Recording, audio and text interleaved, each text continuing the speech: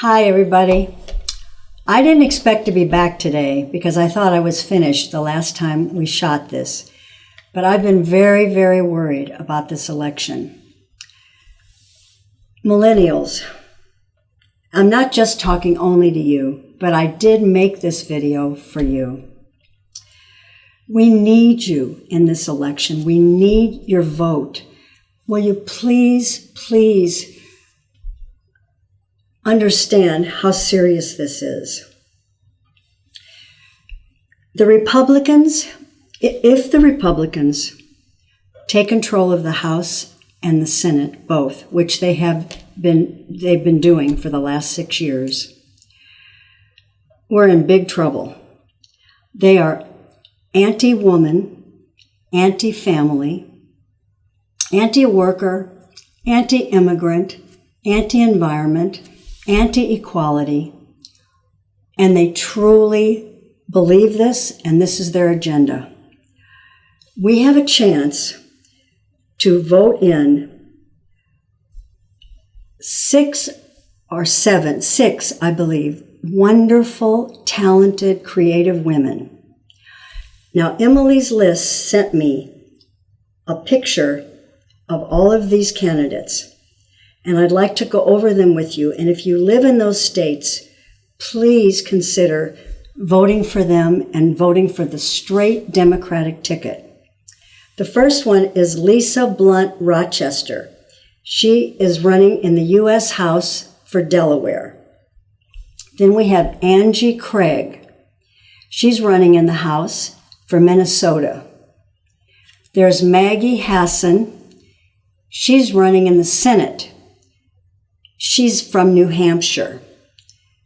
And then in Florida, we have Annette Taddeo running in the House. There's Deborah Ross. She's running in the U.S. Senate for North Carolina. And Tammy Duckworth for the Senate in Illinois. And then, of course, we have Hillary running for president. There is so much money being invested for the Republicans. The Koch brothers have invested, I don't know, maybe $1 billion for all I know, on all these down ballot people. They have invested in the Republicans so much money. And then we have Sheldon Adelson.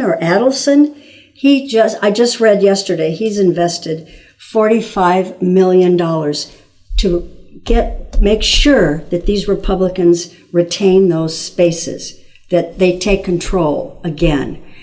What happens is nothing is going to get done.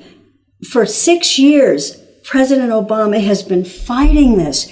Every idea, every policy, every bill he tried to pass, and with the whole Democratic Congress and Senate, nothing, blank, just shut down.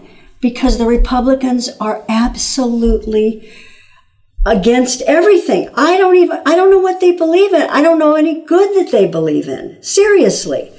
We must take this election very seriously. Several months ago, I was watching one of the news shows, and this man was being interviewed. His name is Tony Schwartz. He is the ghostwriter of Art of the Deal that supposedly was written by Donald Trump. When I say supposedly, because Donald Trump takes credit for the entire book. He told a story that just absolutely blew me away. He interviewed Donald for 18 months. He could not get the man to sit still. He was so he called it pathologically, what's the word for it? When you can't keep your mind on one thing. He wasn't focused. And he would try to get deeply into a subject, and Donald Trump would just cut him off and say, that bores me, or I don't want to do it. This man said something after listening to him. I really was just deeply, I found this very scary. These are his exact words. this man who, this was 20 years ago that Donald supposedly wrote Art of the Deal. Tony Schwartz said, these are his exact words, "I genuinely believe that if Trump wins and gets the nuclear codes, it will lead to the end of civilization." That's how serious he is about the unbalance or the imbalance of Donald Trump. He is not a well man. He's obsessed with publicity. Doesn't matter if it's good or bad. He'll take it all. He has, according to Tony, now these are Tony's words, he takes two positions on everything. You're either a scummy loser, liar, or you're the greatest. Great, he loves everybody. He said it is impossible to keep him focused on a topic other than himself. He's just driven entirely for public attention. He's indifferent. He lacks a conscience. He even said he thought he didn't have a soul. He called him soulless. This is a man who worked with him every day for 18 months. He said, Donald Trump would say, talking about a different person or an issue, he'd say, well, it's a lie, but who cares? It's a lie, but who cares?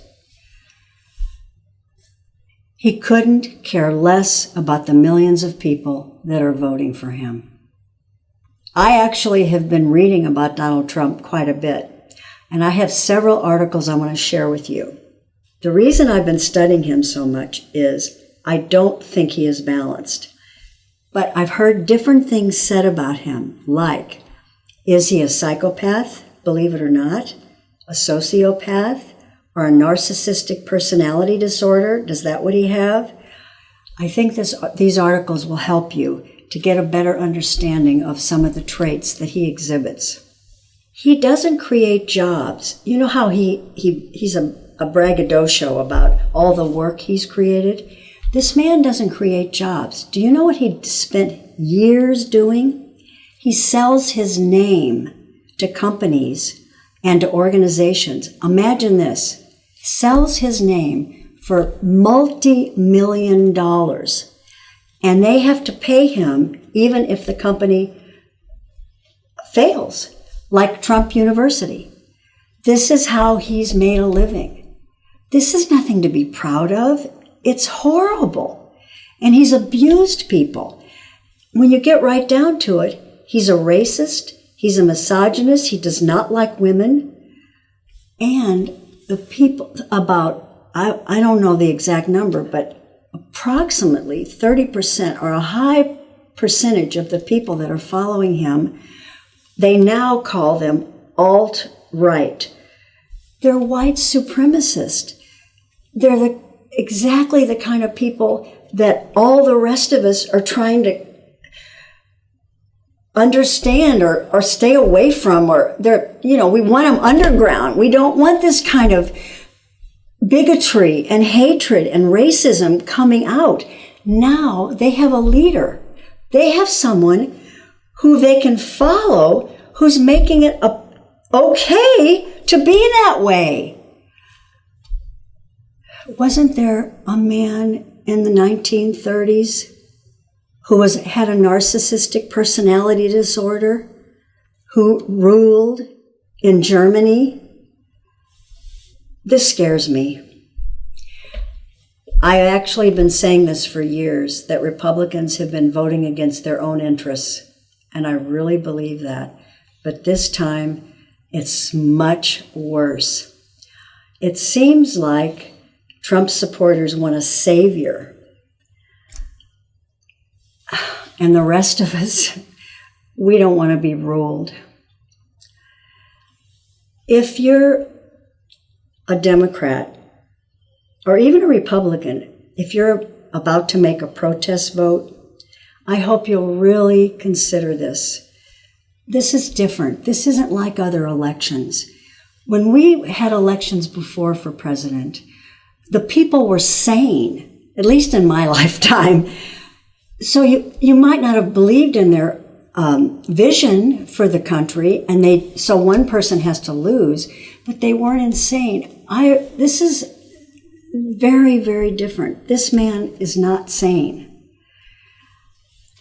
I'm just pleading with you and visualizing that all of you, especially the millennials, you outnumber the baby boomers, by the way.